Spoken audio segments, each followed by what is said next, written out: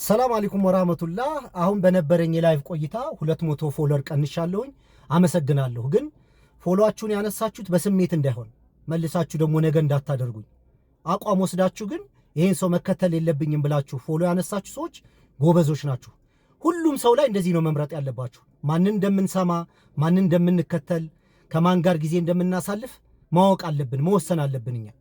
ስለዚህ ይሄ ልጅ ደግመን መከተል የለብንም ብላችሁ ከሆነ በትክክለኛ ዕውቀትና ሐሳብ ከሆነ ያወረዳችሁት ጎበዞች ናችሁ እናንተ። ሌላንም ሰው ስንከተል እንደዚህ ነው መሆን ያለብን።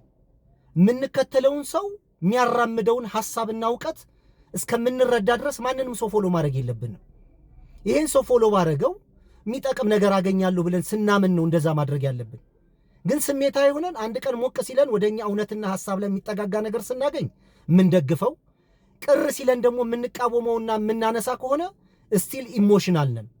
ለዚህ ነው በአእምሮና በልባችን እያሰብን እንንቀሳቀስ እና እናንተ 200 ሰዎች በሐሳባችሁ ኮርቼባችኋለሁኝ። ግን ያወረዳችሁበትን መንገድ ራሳችሁን ፈትሹ። እኔ ማወቅ አልችልም።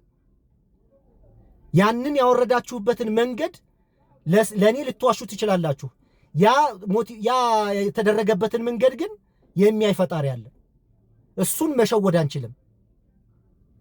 እኛን ግን እርስ በራሳችን ልንሸዋወድ እንችላለን። ስለዚህ በጣም ሀሪፍ ነገር ነው። አሁንም ተሳስታችሁ እኔን ፎሎ ያላችሁ በይሉንታ እንዳትቆዩ፣ ፎሎአችሁን ማንሳት አለባችሁ። ደግሜ ደግሞ ይሄን ሰው ማየት የለብኝ የምትሉ ከሆነ ሲስተሙ ሴቲንግ ውስጥ ገብታችሁ ብሎክ ማድረግ አለባችሁ።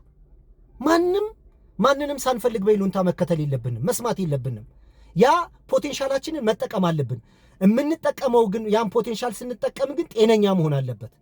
ከጥላቻ ከንቄት የሆነ ምናምን አለን። በቃ ይሄ ሰውዬ ከኔ ካለኝ ዕውቀት፣ ሐሳብ፣ አመለካከት ጋር አይሄድልኝም፣ መስማት አልፈልግም፣ ፔሬድ ፎሎ ማንሳት። ደግሜ ማየት አልፈልግም ካላችሁ ብሎክ አድርጋችሁ መገላገል ነው። እና አድናቂያችሁን ለማለት ነው። መልካም ቀን ይሁንላችሁ። ሰላም አለይኩም ወራህመቱላሂ ወበረካቱ።